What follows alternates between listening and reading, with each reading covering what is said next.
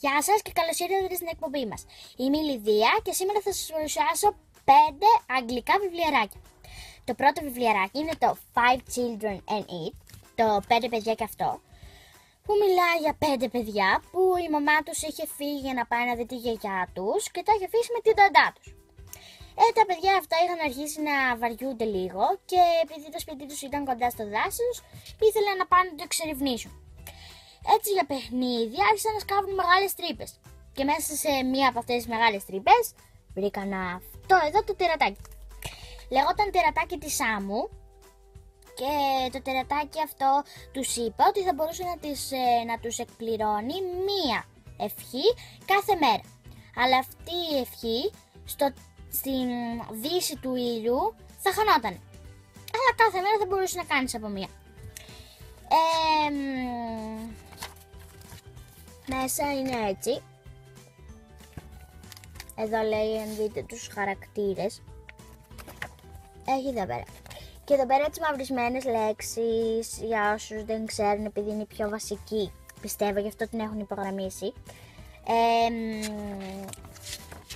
Τις γράφει εδώ πίσω, για όσους δεν ξέρουν τι σημαίνει και τέτοια. Να. Το βαθμολογώ με 5 αστέρια.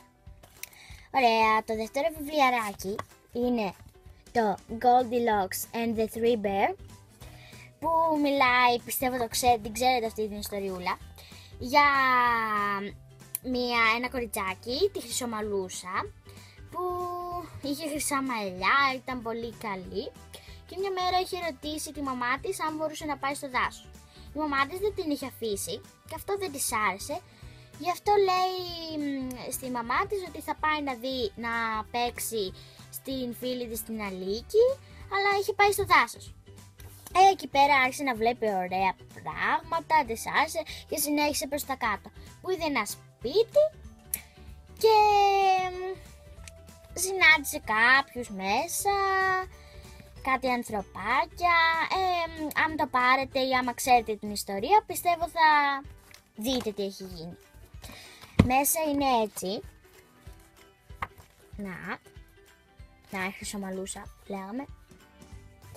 Και στο τέλος έχει ένα CD για να ακούτε την ιστορία και παιχνιδάκια που μπορείτε να παίζετε με βάση την ιστορία. Το βαθμολογώ με 5 αστέρια και άμα θέλετε να δείτε αν είναι της ηλικίας σας ή κάτι τέτοιο, κοιτάτε τα level.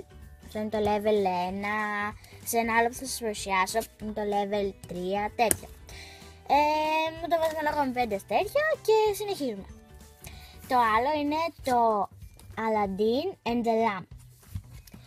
Ο Αλαντίν και το λιχνάρι, που μιλάει για ένα αγοράκι που ήταν φτωχή οικογένεια, ζούσε μόνο με τη μαμά του και είχε πάει αυτό το αγοράκι να μαζέψει φρούτα για να φάνε, αλλά συνάντησε έναν κύριο που του είχε ζητήσει να μπει σε μια σπηλιά και να πάρει ένα λιχνάρι.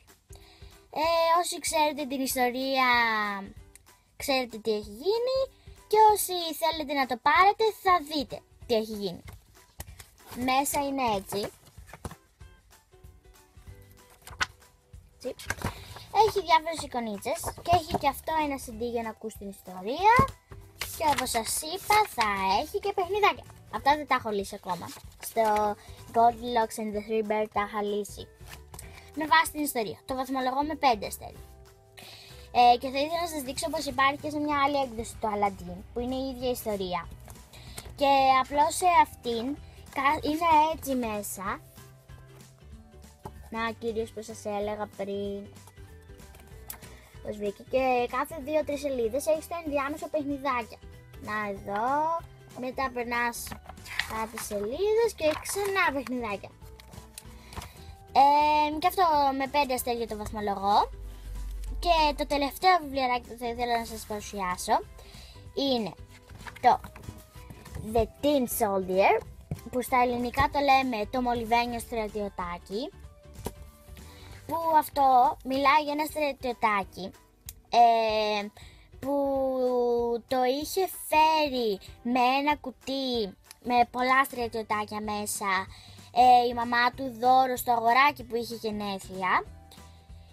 Και αυτό το στρατιωτάκι δεν το ήθελαν, επειδή εφόσον βλέπετε και στην εικόνα είχε μόνο ένα πόδι, γιατί ήταν ελαττωματικό.